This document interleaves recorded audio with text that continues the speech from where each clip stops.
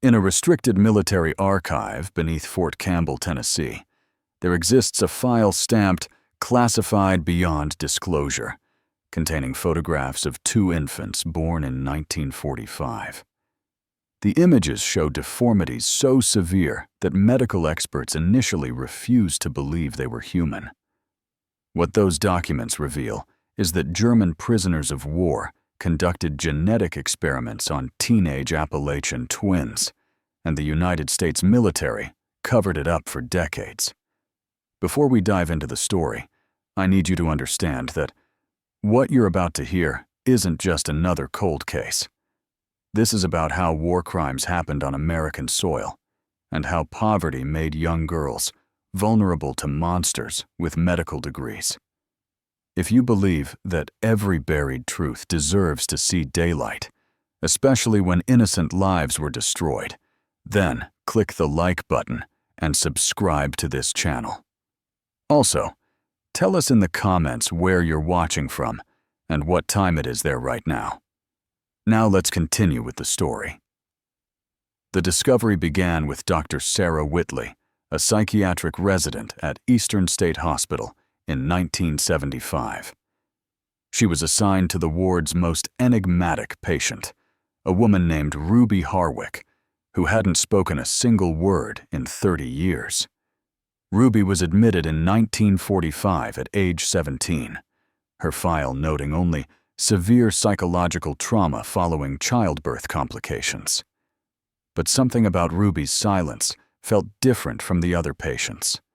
She would sit by her window every morning at exactly 6 o'clock, pressing her palm against the glass while moving her lips in what appeared to be counting.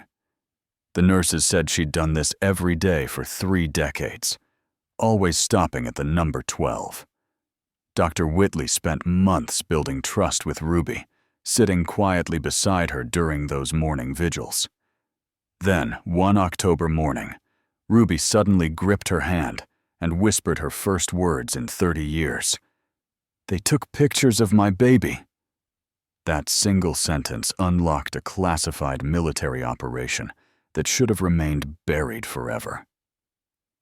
Ruby began revealing fragments of memory, speaking only during those dawn sessions. She mentioned German voices, medical instruments, and a twin sister named Pearl, who died screaming. She described men in prisoner uniforms who spoke perfect English and promised to help her family survive the war's rationing. Dr. Whitley initially assumed these were delusions, until Ruby said something that made her blood freeze. "Camp Crossville, Building 7. The surgical logs are hidden in the wall." Camp Crossville had been a German POW camp during World War II, just 40 miles from the hospital. Dr. Whitley's research revealed it had housed over 1,000 prisoners who worked on local farms and logging operations. But Building 7 didn't exist in any official records. The Psychiatric Review Board tried to dismiss Ruby's statements as elaborate fantasies. But Dr. Whitley noticed something the others missed. Ruby's counting to 12 each morning wasn't random. She was counting in German, and the words she whispered were names: Klaus, Wilhelm, Otto, Friedrich, Hans, Dietrich, Gunther, Ernst, Karl, Ludwig, Heinrich, Josef. 12 German names. 12 prisoners transferred suddenly from Camp Crossville in September 1945. According to a single shipping manifest Dr. Whitley found in declassified transportation records. Their destination had been redacted, but someone had written in pencil at the bottom of the page: Fentress County Incident, Containment Protocol activated. Dr. Whitley drove to Fentress County in November 1975, following Ruby's fragmented directions to a property on Burnt Mountain. The Harwick farm had been abandoned for decades, its buildings collapsed into timber and memory, but the root cellar remained intact, and inside, she found a mason jar containing letters wrapped in oilcloth. The first letter, dated March 1944, was written in Josiah Harwick's shaking script. To whoever finds this, know that I did what I had to do to keep my family alive. The girls don't know what I've agreed to. God forgive me. Josiah Harwick had been 38 years old when a mine collapse crushed his legs in 1943. With no disability compensation and his wife Margaret dying from tuberculosis, he faced watching his twin daughters starve. Ruby and Pearl were 16, beautiful in that particular way of mountain girls, with long auburn hair and green eyes that caught light like creek water. The war had taken every able man from the county. Fields went unplanted. Livestock died. The government ration cards required money the mountain families didn't have. But Camp Crossville, just over the ridge, had food, medicine, and German prisoners who worked the local timber operations. Sergeant Dale Hutchins ran the camp's supply logistics. He was 45, married with children back in Memphis, but the isolation and power had corrupted him. He approached Josiah with a proposition in February 1944. The Germans at the logging site needed someone to bring fresh supplies twice weekly. Eggs, moonshine, items that weren't in military rations.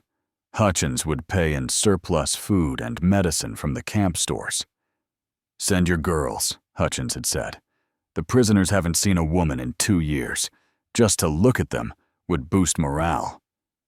The second letter in the jar was from Pearl to a cousin in Kentucky. Never sent. "Ruby and I go to the lumber camp on Tuesdays and Fridays. The Germans are polite. 2 of them speak English like professors. They say they were medical students before the war. One of them, Wilhelm, gave Mama medicine that finally stopped her coughing. They seem kind." Dr. Whitley found the lumber camp site, now overgrown with kudzu. A concrete foundation marked where Building 7 had stood. Using a metal detector she'd borrowed, she discovered something that made her hands shake. Medical instruments, buried in a precise grid pattern, still wrapped in deteriorating canvas marked with German text. The third document in the cellar was a receipt signed by Hutchins. Received 12 dozen eggs, 4 gallons corn liquor, delivered by R. Harwick and P. Harwick. But someone had written on the back in German, translated later by Dr. Whitley's colleague, "The twins are ideal specimens. Their isolation makes them perfect. No one will question mountain girls getting pregnant. Proceed with Phase 1. Ruby had revealed more details during their sessions. By April 1944, the delivery visits had changed. Instead of the main camp, Hutchins directed them to a cabin deeper in the woods, where selected prisoners received special work privileges. The Brenner brothers were always there, along with 10 other prisoners who had medical or scientific backgrounds. They called it a cultural exchange. The Germans would teach the girls basic medical skills to help their community. In return, the girls would help them practice their English and share knowledge about local medicinal plants. It seemed innocent. The Germans were unfailingly polite, even charming. They gave the girls chocolate and real coffee, luxuries that had vanished from Appalachia. But the teaching sessions grew stranger. The brothers asked invasive questions about the twins' health, their menstrual cycles, their family history. They performed medical examinations that Pearl later described in her hidden diary as leaving her feeling unclean in ways soap couldn't fix. Pearl's diary, hidden beneath floorboards in the collapsed Harwick cabin, contained entries that grew increasingly disturbing through summer 1944. Dr. Whitley photographed each water-stained page, her hands trembling as she read Pearl's careful cursive, describing how the medical examinations had evolved into something monstrous. Klaus Brenner was 28, tall with pale blue eyes that never blinked enough. His brother Wilhelm, 2 years younger, had a softer demeanor that masked identical cruelty. Before the war, they'd been rising stars at Munich's Institute for Racial Hygiene. Their research funded by programs Dr. Whitley couldn't bring herself to name in her notes. Wilhelm says we're special, Pearl wrote on July 15th. He says twins from isolated bloodlines possess unique genetic markers. I don't understand his words, but the way he looks at us makes my skin crawl, like we're prize cattle at auction. The brothers had convinced Sergeant Hutchins that they were conducting a harmless study on Appalachian folk medicine. They requested privacy for their research sessions, paying Hutchins with cigarettes and contraband they'd somehow acquired. The cabin became their laboratory, equipped with stolen medical supplies and instruments smuggled piece by piece from the camp infirmary. Ruby's recovered memories revealed the true horror. The brothers had been documenting the twins obsessively, taking photographs, measuring every aspect of their bodies, collecting hair and blood samples. They filled journals with observations written in coded German, diagrams of family trees stretching back generations, calculations Ruby couldn't comprehend. They made us drink something, Ruby had told Dr. Whitley during a particularly lucid session. Said it was vitamins for mountain people. It tasted like copper pennies and made our hearts race.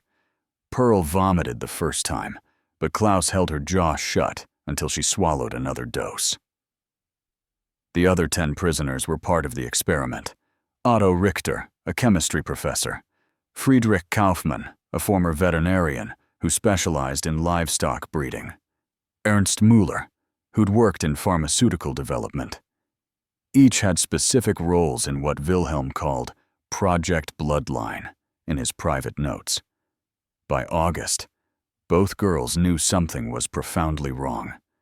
They tried to stop coming, but Hutchins threatened to cut off the food and medicine their family desperately needed. Their mother was finally recovering, gaining weight, able to walk again. Their father had enough food to survive another winter. The price seemed bearable until Pearl missed her monthly bleeding. "We're going to create something extraordinary," Klaus had told them when Pearl tearfully confessed her condition. "Your children will be studied by scientists for generations. You're participating in history." But it wasn't just Klaus who had violated them. Ruby's sessions revealed that the brothers had orchestrated multiple assaults, different prisoners on different days, carefully documented in their logs. They were testing theories about genetic combination, about whether isolated Appalachian bloodlines could produce what they termed enhanced offspring when combined with their selected German subjects. Dr. Whitley found Klaus Brenner's journal buried in a metal ammunition box near the cabin's foundation. The pages detailed their hypotheses with clinical detachment. They believed mountain isolation had preserved genetic traits from early European settlers. Mixed with their carefully chosen German prisoners, each selected for specific physical and intellectual characteristics, they expected to create proof of their theories about directed evolution. Subject R and Subject P both confirmed pregnant week 6, Klaus had written on August 28th. Multiple paternal contributors ensure genetic diversity. Administered Formula 7 to accelerate fetal development and enhance trait expression. Subjects show expected discomfort, but remain compliant through economic coercion. Sergeant Hutchins continues cooperation. The final entry in Pearl's diary was dated September 1st. "We are not students anymore. We are specimens." Wilhelm smiled when he confirmed we're both carrying. He said, "Soon we'll understand our purpose. I want to die, but Ruby needs me. We protect each other. We always have." The medical records Dr. Whitley discovered in Fort Campbell's sealed archives documented horrors that challenged comprehension. Between September and December 1944, the Brenner brothers had transformed the isolated cabin into a nightmare of systematic abuse disguised as scientific research. Ruby's testimony, recorded on cassette tapes in 1975, described how the violations had been methodically planned. They had schedules, she whispered to Dr. Whitley, written on a chart. Monday was Friedrich. Wednesday was Otto. They watched and took notes while it happened. Klaus timed everything with a stopwatch. The German prisoners had been told they were contributing to genetic research that would benefit future generations. Some believed they were helping create stronger humans who could survive nuclear war. Others simply enjoyed the power over desperate mountain girls who couldn't fight back. Wilhelm's journal contained detailed observations that Dr. Whitley could barely read without stopping. He described Ruby's terror as counterproductive to conception and noted adjusting their chemical cocktails to induce compliance. The Formula 7 mentioned in Klaus's notes was revealed to be a combination of methamphetamines and hormones stolen from the camp's veterinary supplies, originally intended for livestock breeding programs. Pearl fought at first, Ruby had recalled. She bit Ernst so hard he needed stitches. But Klaus held a knife to my throat and told her if she resisted again, he'd open my veins while she watched. After that, she stopped fighting. We both did. By October 1944, both twins were visibly pregnant, their bodies changing rapidly due to the accelerated development drugs. The brothers increased their documentation, taking weekly photographs against measurement grids, recording weight, temperature, and fetal heartbeats with stolen medical equipment. The camp commandant, Colonel James Morrison, remained oblivious. Hutchins had created false work records showing the 12 prisoners assigned to a special agricultural project. The medical supplies were reported as destroyed in training exercises. The twins' visits were logged as local civilian food delivery, nothing more. But the pregnancies were going wrong. Pearl's medical records, hidden in Wilhelm's journal, showed dangerous blood pressure spikes and protein levels indicating severe preeclampsia. Ruby was experiencing constant hemorrhaging that Klaus treated with veterinary coagulants. Both girls were severely malnourished, despite the brothers' attempts to keep them healthy for their experiment. They wanted the babies more than they wanted us alive, Ruby told Dr. Whitley. Wilhelm actually said that. He said we were just vessels, that our purpose was to deliver their specimens. He promised if we died during birth, they'd make sure our family was compensated. The most disturbing discovery was a set of contracts written in German and hidden in the ammunition box. The brothers had been planning to smuggle the infants to South America after the war, where a network of escaped German scientists would continue the research. They had buyers arranged. Wealthy families who believed in their theories of genetic superiority and would pay enormously for enhanced children. December brought complications that even the brothers couldn't ignore. Pearl began experiencing seizures. Ruby developed infections that antibiotics couldn't touch. Their father, growing suspicious of his daughter's illness, tried to visit the cabin, but Hutchins intercepted him, threatening imprisonment for interfering with military operations. On December 20th, Klaus made a fateful decision recorded in his journal. Subjects deteriorating faster than anticipated. Moving timeline forward. Will attempt induced delivery at 8 months. Sergeant Hutchins has agreed to provide surgical supplies from the base hospital. If subjects expire, we have sufficient genetic material preserved for future study. The final entry before Christmas 1944 was Wilhelm's. Sent word to contacts in Argentina. They are prepared to receive specimens whether living or preserved. The sacrifice of 2 mountain girls will be remembered as a crucial step in human evolution. Chapter 5, The Birth Horror, January, brought false calm to Burnt Mountain. Snow buried the cabin's secrets beneath 6 inches of white silence, but inside that isolation, Pearl Harwick's body was failing in ways the Brenner brothers had stopped trying to hide. Her seizures came daily now, violent enough to crack her teeth. Wilhelm documented each one with the detachment of a man recording weather patterns. Klaus prepared his instruments, laying them across a wooden table he'd covered with stolen surgical cloth. On January 4th, 1945, Pearl's water broke 3 weeks early. Ruby was there, had been sleeping beside her sister every night, despite the brothers' orders to stay at the main house. She woke to Pearl's screaming and the smell of blood. Klaus arrived within the hour, Wilhelm 20 minutes behind him, carrying a leather medical bag. Sergeant Hutchins came last, drunk enough to need the doorframe for balance.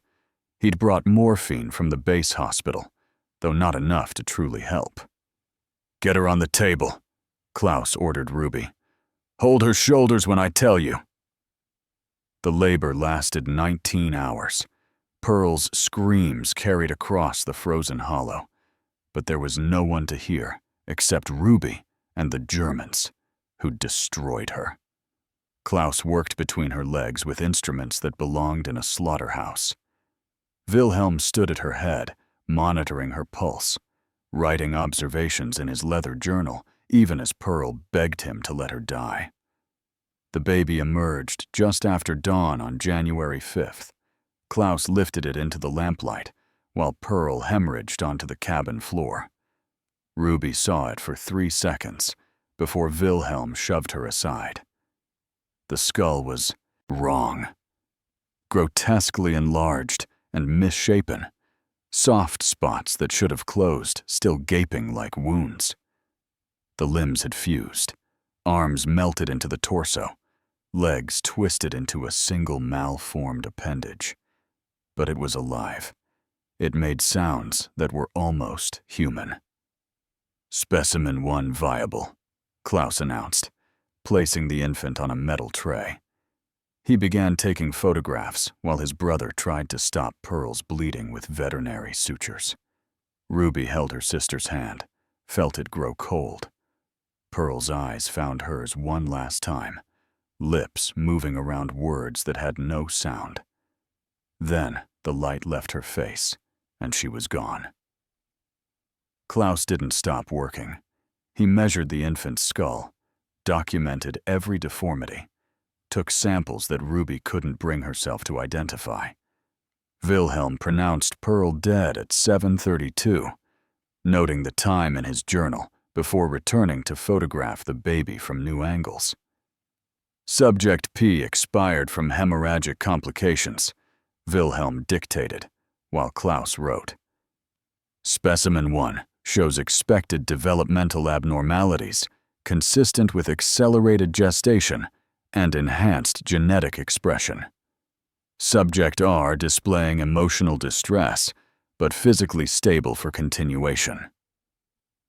Ruby understood then that Pearl's death meant nothing to them beyond lost data, that her own pregnancy was simply their next experiment, that the thing on the metal tray, making those terrible, almost human sounds, was what they'd been trying to create all along. She lunged for Wilhelm's surgical knife, got her hand around it before Klaus caught her wrist. The blade opened Klaus's cheek from ear to jaw before Wilhelm pulled her off, slamming her against the wall hard enough to crack her vision into stars. When she could see again, they'd wrapped Pearl's body in canvas. The baby was in a wooden crate lined with cloth, and Klaus was pressing gauze to his face, blood streaming through his fingers, while Wilhelm prepared a syringe filled with something that would make Ruby sleep. "Specimen 1 will be transported tonight," Wilhelm said. "Subject R will remain under observation.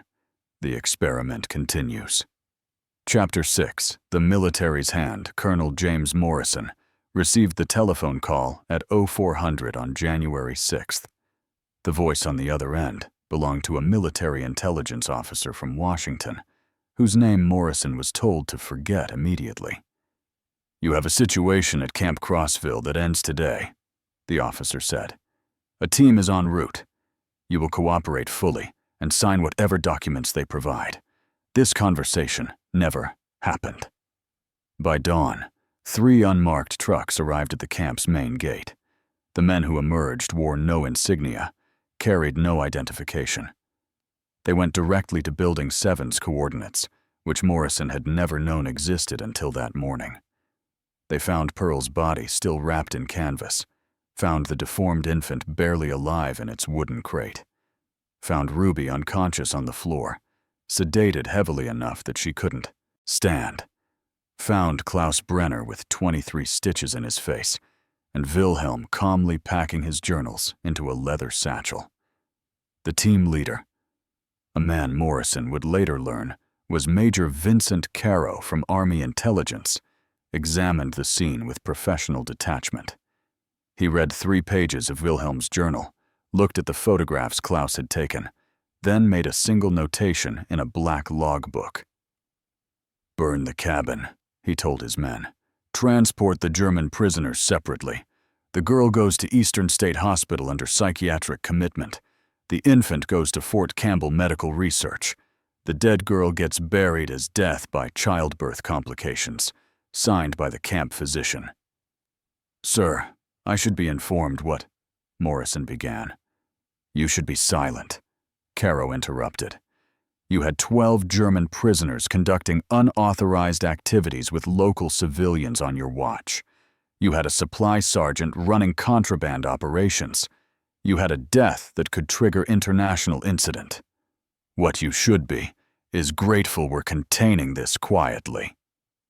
The 12 Germans were separated within the hour. Klaus and Wilhelm went to different camps, their journals and photographs confiscated, but preserved in sealed evidence boxes. The other 10 prisoners were scattered to facilities from California to Maine, their transfer papers marked "Disciplinary Reassignment. No explanation required." Sergeant Dale Hutchins was arrested at 0800, court-martialed behind closed doors by 1400, and transferred to military prison at Leavenworth by nightfall. His official record showed desertion.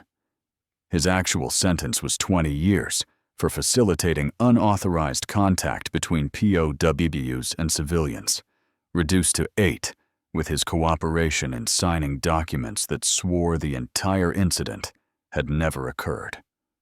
Ruby woke 3 days later in a psychiatric ward, strapped to a bed she wouldn't leave for 30 years. The admitting physician, Dr. Harold Kemp, had been given specific instructions: severe postpartum psychosis, danger to self and others, indefinite commitment required. He wrote what he was told to write, and asked no questions about the bruises covering her body or the terror in her eyes. Pearl Harwick was buried in an unmarked grave on Burnt Mountain. The death certificate listed hemorrhagic complications during childbirth, infant stillborn. Josiah Harwick received both documents by military courier, along with $200 in cash and a letter explaining his daughter had died of natural causes while under medical care. The infant survived 6 days in Fort Campbell's restricted medical wing. Military physicians documented every aspect of its brief existence before it expired from respiratory failure on January 11th. Its remains were preserved in formaldehyde, stored in a sealed container marked Classified Medical Specimen 45C017, and locked in a vault where it would remain untouched for 3 decades. January 15th, 1945. The cabin was ash, the Germans were scattered, and every document related to Project Bloodline had been stamped "classified beyond disclosure" and buried in archives that officially didn't exist. The cover-up was complete. The silence would last 30 years. Chapter 7. Ruby's Silence. Eastern State Hospital sat on 200 acres of Tennessee farmland, its brick buildings arranged like a small city behind iron gates. Ruby Harwick arrived on January 9, 1945, catalogued as Patient 9, with a diagnosis that guaranteed she'd never leave. Dr. Harold Kemp performed the intake examination. Ruby wouldn't speak, wouldn't meet his eyes, barely seemed to register his presence. He noted catatonic presentation following severe trauma and assigned her to Ward C, where the hospital kept its most damaged patients. She had one possession when she arrived, a small cloth bag containing a lock of Pearl's hair, cut before the military team took her sister's body. The nurses confiscated it during processing. Ruby didn't fight them. She'd already learned that fighting only brought needles and restraints and darkness. The first year passed in chemical fog. Thorazine, 3 times daily, enough to keep her compliant, but aware. She learned the ward's rhythms: breakfast at 6, recreation at 10, dinner at 4, lights out at 8. She learned which nurses would sneak her extra blankets and which orderlies enjoyed their power too much. She learned to be invisible, but every morning at 0600, she went to the window in the day room, pressed her palm against the glass, moved her lips while counting to 12. The nurses noted this behavior, but couldn't decode it. Ruby wasn't counting days or prayers. She was naming the men who'd destroyed her sister and left something monstrous in her own womb. Her pregnancy advanced despite the medications. By March, even the loose hospital gowns couldn't hide it. Dr. Kemp documented, gravid state noted, patient claims no memory of conception, likely assault prior to admission. He recommended continued observation and institutional delivery when term arrived. Ruby felt the baby moving inside her by April, felt it differently than Pearl had described her pregnancy. This one kicked harder, moved more violently, as if whatever grew inside her was fighting to get out. She remembered the chemicals Wilhelm had forced them to drink, remembered Klaus timing everything with his stopwatch, remembered the thing that had emerged from Pearl's body with its melted limbs and broken skull.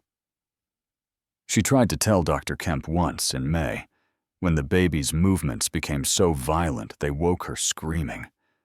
Tried to explain about the Germans and the experiments and the formulas they'd been given. But the words came out fractured, incoherent, and Kemp just increased her medication and added delusional disorder to her chart.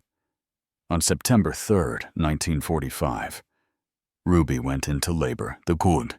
Delivery happened in the hospital's medical wing, attended by 2 nurses and Dr. Kemp. They'd prepared for complications based on her psychiatric state, but nothing prepared them for the child that emerged after 7 hours. It appeared normal, perfect even. 10 fingers, 10 toes, properly formed skull, clear eyes that focused and tracked movement. The nurses cleaned it, weighed it, pronounced it healthy. Dr. Kemp signed the birth certificate with relief, noting live birth, female, no observable abnormalities. But Ruby knew better. She'd seen the baby's eyes find hers with intelligence that shouldn't exist in a newborn. Had felt something wrong in how it moved, too coordinated, too aware. She understood that whatever Klaus and Wilhelm had done to her, and Pearl hadn't just created monsters that died in days. They'd created one that could survive. The baby was adopted through state services within a week, placed with a family in Memphis who'd been waiting years for a child. The records were sealed, the connection to Ruby's psychiatric commitment buried in paperwork that would never be cross-referenced. Ruby never spoke her daughter's name, never spoke at all. She returned to her window, counting to 13 now. Chapter 8. Dr. Whitley's Breakthrough. 30 years of silence ended on October 7, 1975, with a question Dr. Sarah Whitley had never asked before. What were their names, Ruby? Ruby's hand stopped mid-count against the window. Her lips froze on number 8. She turned slowly, and for the first time since her admission, her eyes held something besides emptiness. You want to know their names? Dr. Whitley had been Ruby's psychiatrist for 6 months, sitting through countless silent sessions. She'd read the intake files, the decades of progress notes documenting a woman who existed but didn't live. But something in Ruby's morning ritual had finally clicked. The counting wasn't compulsion. It was memorial. I want to know everything, Dr. Whitley said. If you're ready to tell me. Ruby walked to her bed and sat down, hands folded in her lap, like a schoolgirl called to recite. When she spoke, her voice carried the mountain accent that 30 years of institution hadn't erased. Klaus Brenner cut my sister open while she was still alive. Wilhelm Brenner wrote down how long it took her to die. They need to be named. Over the next 3 weeks, Ruby spoke for 2 hours each morning. Dr. Whitley recorded every session on a Sony cassette recorder, 18 tapes that documented horrors the medical community had never imagined on American soil. Ruby described the chemical formulas they'd been forced to drink, the schedules Wilhelm kept for which prisoner violated them on which days, the photographs Klaus took of every stage of their pregnancies. She remembered Wilhelm's exact words when Pearl died. Acceptable losses in scientific advancement. Remembered Klaus measuring her sister's stillborn baby while Pearl bled out on the cabin floor. But the revelation that made Dr. Whitley's hands shake came on October 23rd. My baby didn't die, Ruby said quietly. They told everyone she was healthy, adopted her out through the state. But I saw what was wrong with her. Not on the outside. Inside, in how she looked at things, how she moved, like something was watching through her eyes. Dr. Whitley pulled Ruby's medical records that afternoon. Found the birth certificate from September 1945. Found the adoption papers routing the infant to Memphis. Found a name she'd been given by her new parents, Catherine Mosley. The next morning, Dr. Whitley drove to the Tennessee Department of Vital Records. Found Catherine Mosley's marriage license from 1963. Found 3 birth certificates for Catherine's children, born between 1964 and 1969. Found death certificates for 2 of them.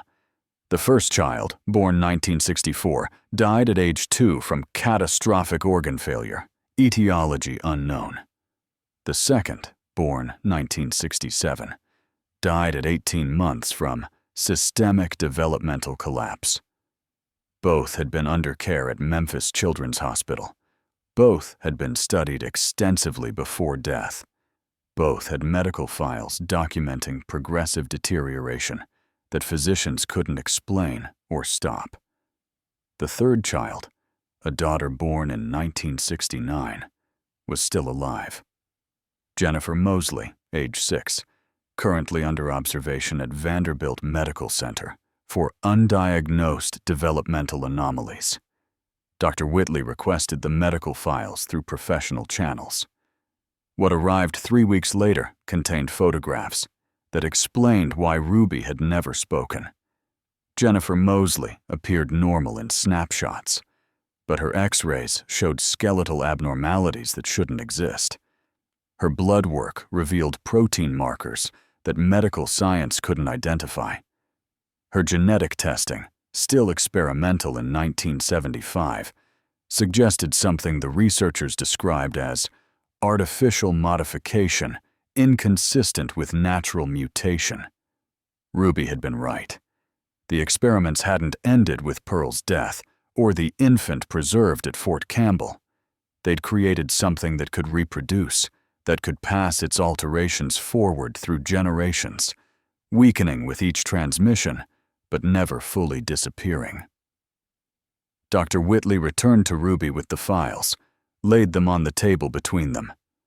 "Where did they take your sister's baby?" she asked. "The one that lived 6 days?" Ruby's answer sent Dr. Whitley to Fort Campbell with a court order and growing certainty that what she'd uncovered was worse than anyone had imagined. Chapter 9. The vault Fort Campbell's Records Division occupied a concrete bunker built during the Cold War, designed to survive nuclear attack.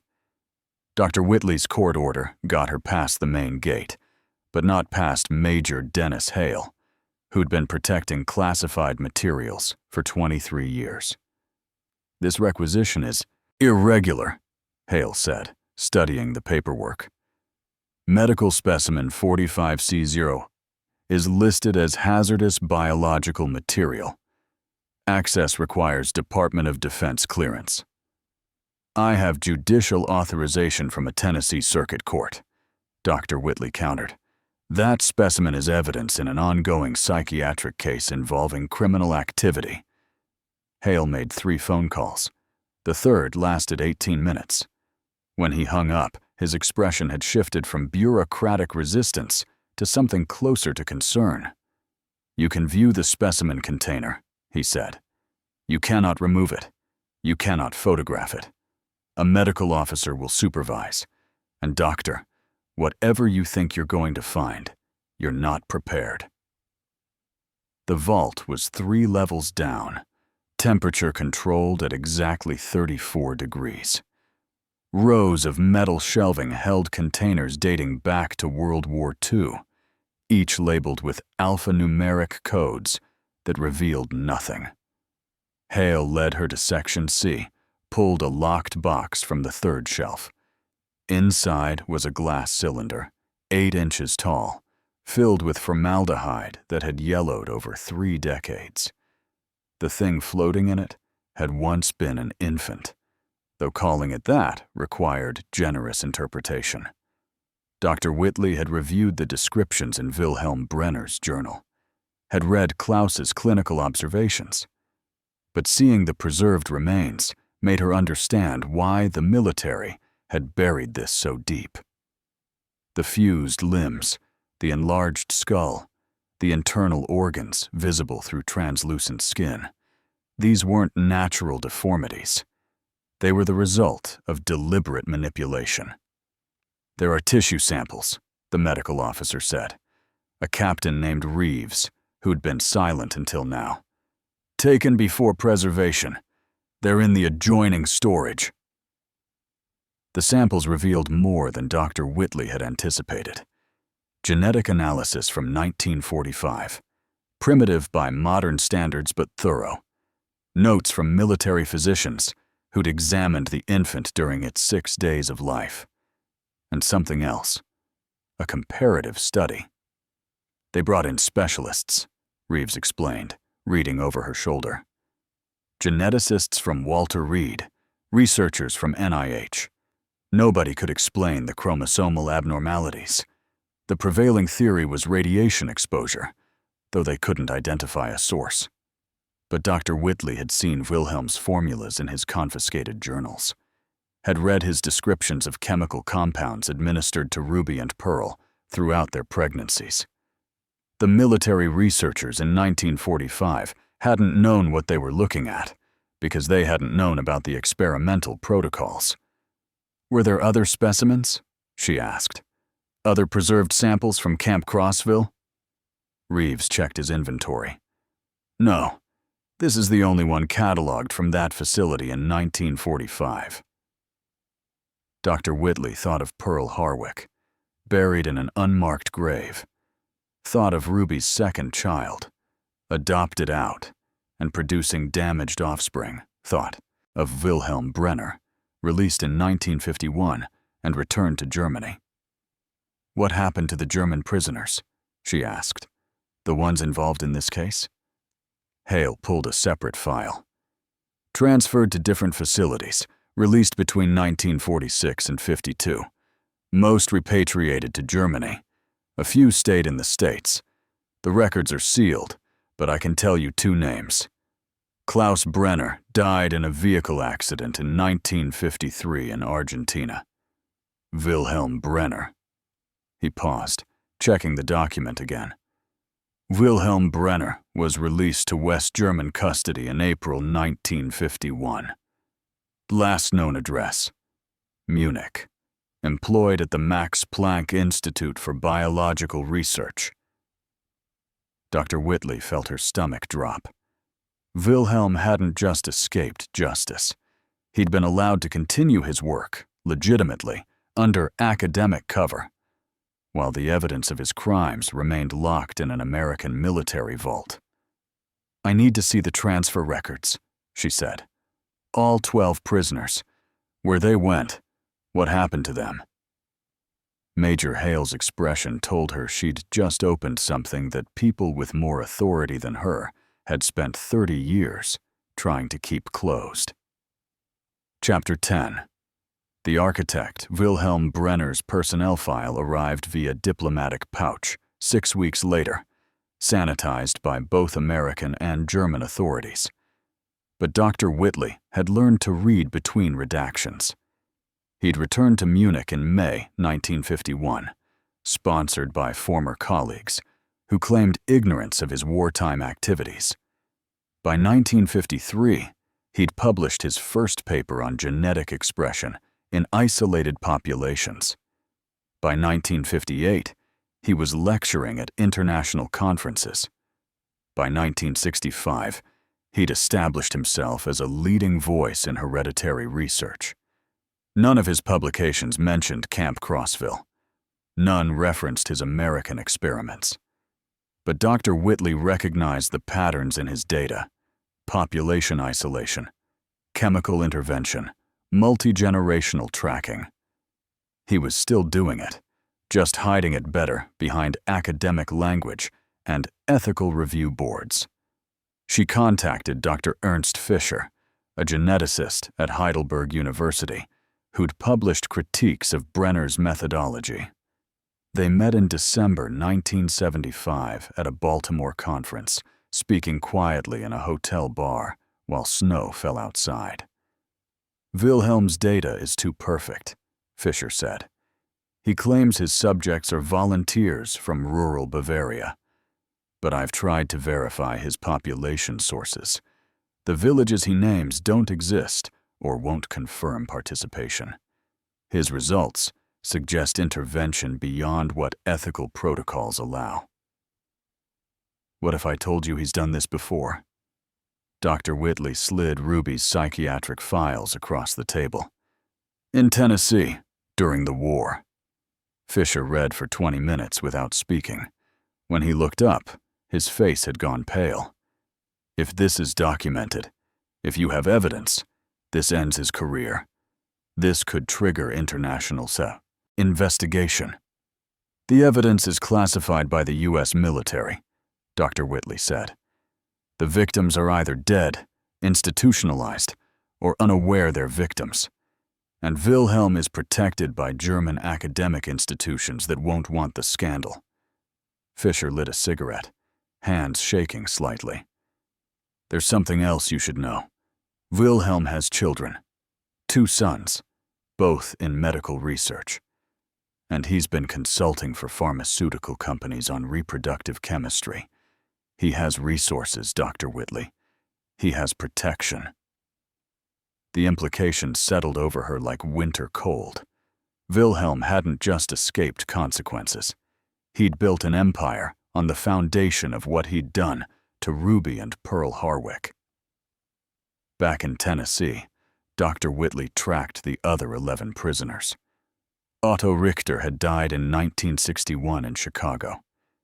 Friedrich Kaufmann was living in Brazil, working for agricultural corporations. Ernst Müller had returned to East Germany and disappeared behind the Iron Curtain. But 6 were still alive and findable. 6 men who'd participated in Project Bloodline were living ordinary lives: professors, researchers, businessmen. One was teaching chemistry at a high school in Pennsylvania. Another owned a medical supply company in Texas. None had ever been charged. None had faced consequences. The military's cover-up had protected them as thoroughly as it had buried their crimes.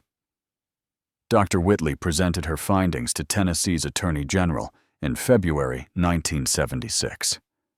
She brought medical files, Ruby's testimony, photographs of the preserved infant, transfer records showing the systematic dispersal of evidence.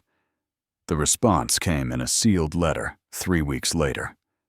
After review, this office has determined that prosecution is not viable due to jurisdictional complexity, classified material restrictions, and the age of alleged incidents.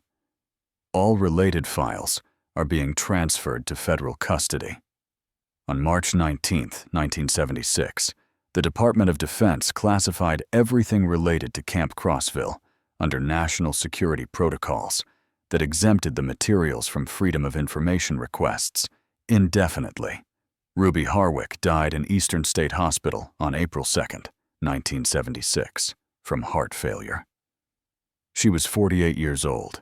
Her death certificate made no mention of why she'd spent 31 years institutionalized. The official record ended there. But in Memphis, Catherine Mosley's daughter Jennifer was still alive, still carrying genetic damage that doctors couldn't explain. And in Munich, Wilhelm Brenner continued his research, protected by silence and time. The monsters had won. The truth stayed buried. Until now. If you believe Ruby and Pearl Harwick deserved justice, and that Wilhelm Brenner should have faced consequences for what he did, then click that like button right now. Their voices were silenced for 30 years by a system that protected war criminals over innocent victims. Don't let their story be buried again.